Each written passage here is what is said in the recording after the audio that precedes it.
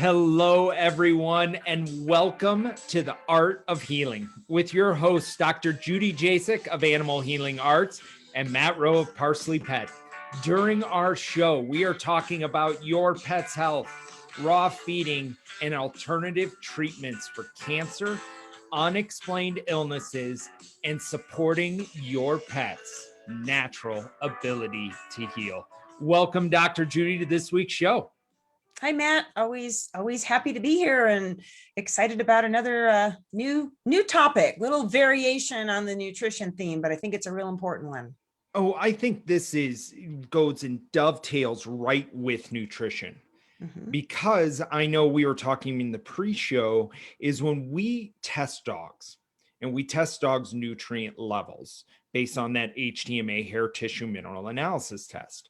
And when we get data back, we actually have the individual pet parent fill out an intake form. And in that intake form, they are supplying what they're feeding their dog, what supplements they give. And I can almost say with definitive proof, now I'm not pretty darn close, that their health will be related to the amount of supplements and micromanaging their nutrient levels that they have. So this is what we're talking about today.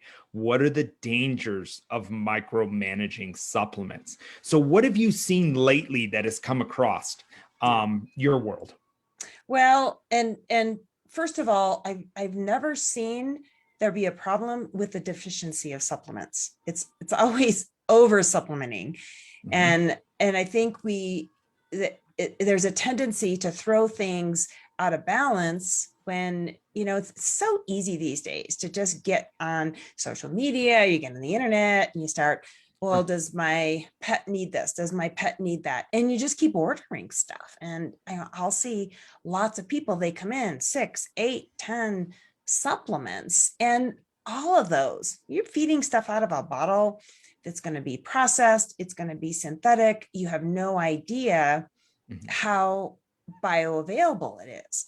Yeah. But the kind of newer caveat I've been seeing lately is where people are micromanaging one ingredient, one nutrient. I had a client come in saying that she read that vitamin A is toxic.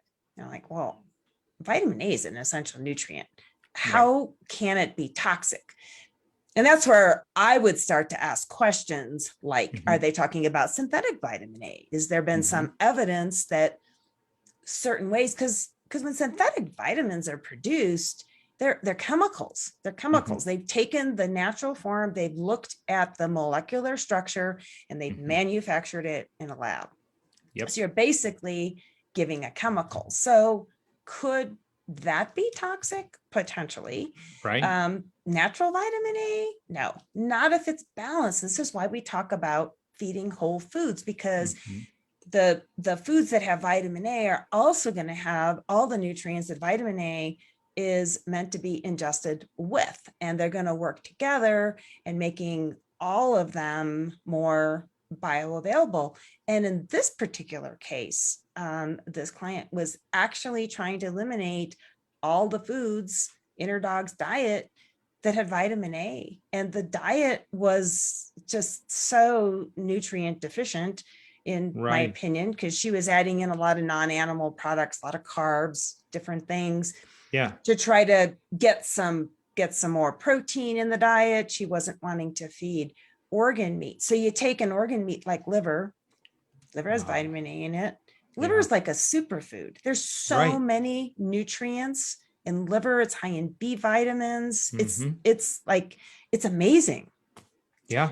So you pull that out because you're afraid of this one nutrient. Well, you're depriving your pet of all these other nutrients, and for no reason. So I would always ask the question, where does this information come from? Is this legitimate research? Or a lot of times there's just assumptions that are made. People try to connect the cause and effect dots, but it's not always legitimate. So I think you have to be really careful about that. You make a great point. I mean, when you see an individual come in, or, when we see individuals, when you see them and they're like, well, I don't want to feed organ, or I don't want to feed bone, but that's how your dog gets these essential nutrients that are bioavailable for them. Right. This is, I mean, your dog is not picky when it gets the rabbit in the field, it Right. eats the rabbit. And so really, when we start to humanize and start to like get picky in some of these nutrients that are going in, or we're like, oh, we should add a little bit more of this or add a little bit more of that, we are adjusting the bio makeup of your pet. We are adjusting the amount of nutrients that are going in. When we give too many supplements, that's where we see an imbalance starts to happen, is because, like you said, nutrients are the Goldilocks, not too high, not too low, but it needs to be balanced in there, because so many of them have a symbiotic relationship where, like, for example, copper and zinc. Copper pulls zinc out, zinc pulls copper out. So giving it into just a balanced level by feeding a healthy raw diet that has the organs, the bones, the variety of all of those, it starts to balance out all of those levels and does the work for you. I think we try to make it way too complicated. So you had mentioned another one that was a synthetic oil that individuals were getting a kind of word about, that it was really bad for their dogs. Yeah. Folic acid. Actually, a client of mine that works in a pet food store they had a customer come in, and she had read somewhere that folic acid was cancer causing, actually. And she was looking for foods that didn't have any folic acid in it. It's like, well, this is one of the B vitamins. Like, right. That's not going to cause cancer in a natural form. Eating foods that are naturally high in the B vitamins, and again, together. So when you're looking at a pet food label and it's got all these cool ingredients, those are all synthetics. A whole food diet, like you and I feed our dogs, Matt, there's no nutrient breakdown on the label, and that bothers a lot of people. But the reason there's no nutrient breakdown is they don't put a bunch of synthetics in there. It's all whole food feeding. And so when you're looking at that label and you see folic acid, it's synthetic. I mean, they sometimes have these vitamin and mineral mixes they just spray on the food after they're done processing it. And you just have no idea how that's affecting the dog. Now, again, I would ask the question, okay, how did they connect the dots on this one? Because there's always a lot of things to the picture. I mean, and unless, so if this, wherever they read this, is saying that folic acid in a food caused the problem, well, there's lots of other things in that food, unless you're doing research where you're, feeding a diet that doesn't have any other synthetics, and then you give them a whole bunch of folic acid and then see what effects it has on the body or something like that. But that's not natural feeding anyway. So what does that prove? Absolutely nothing. Yeah, if you give them, 10,000 times the amount of folic acid that they're supposed to have, it might cause some problems.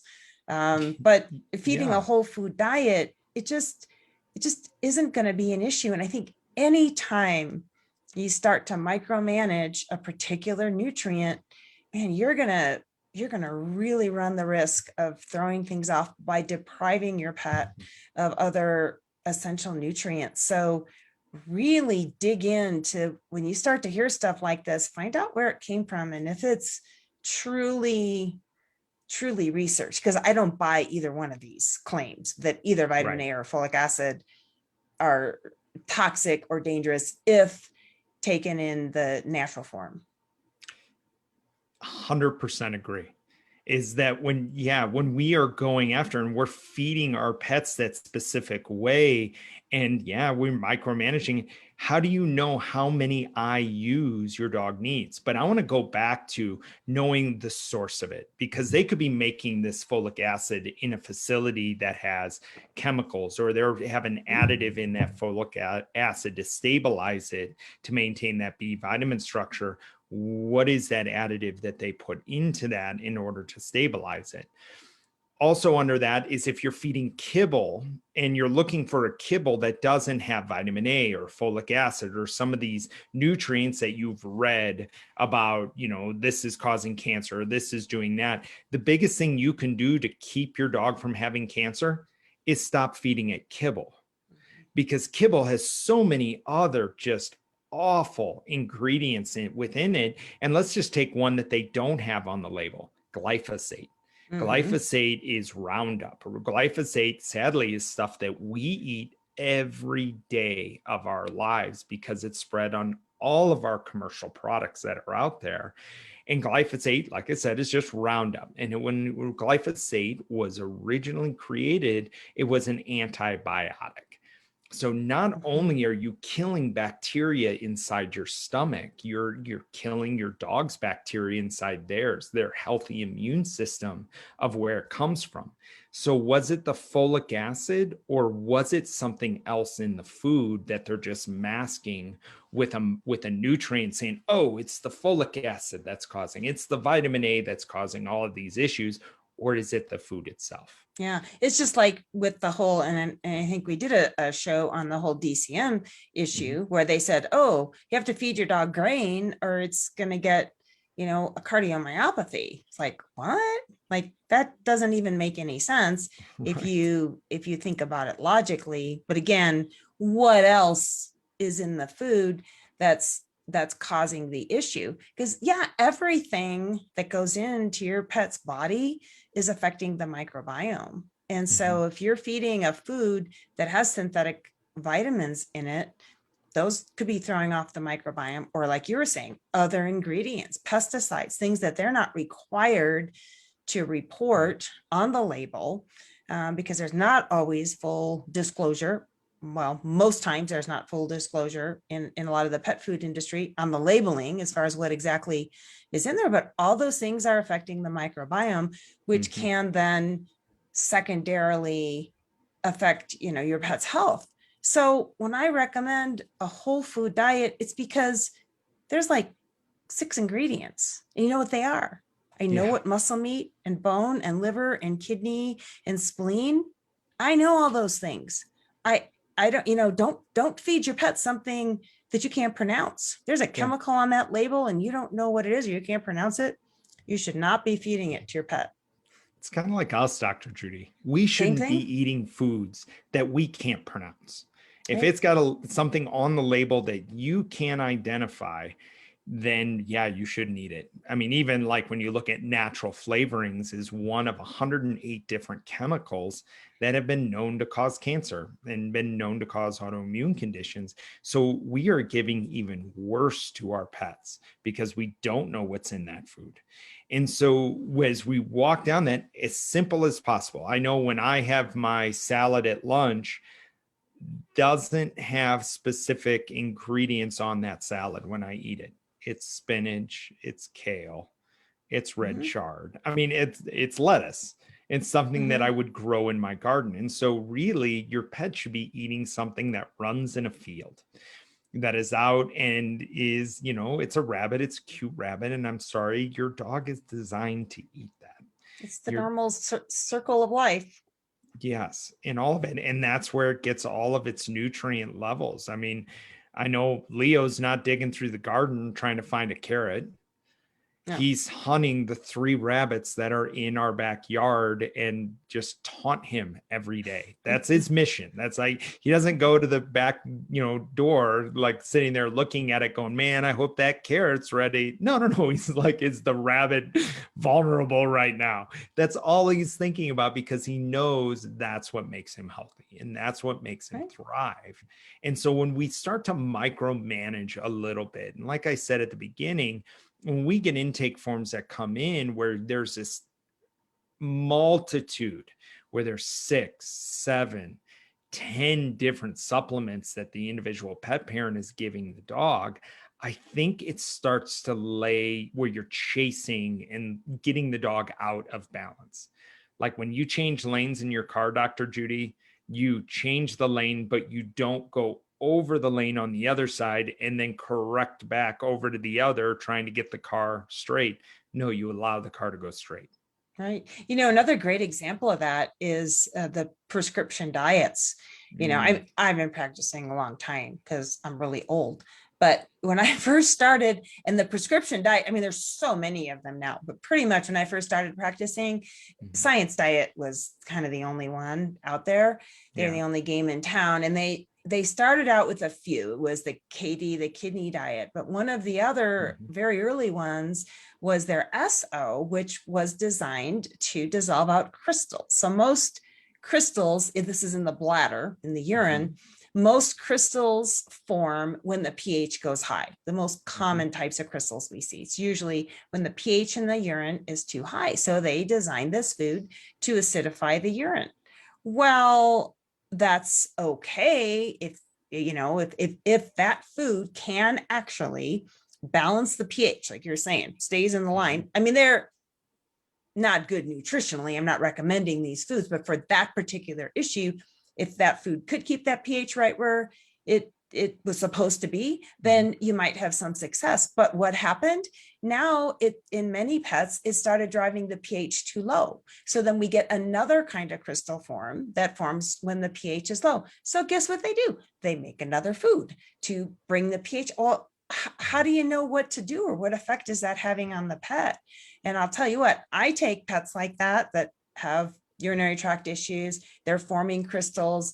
We know that crystals precipitate out in the urine when the pH is not where it's supposed to be.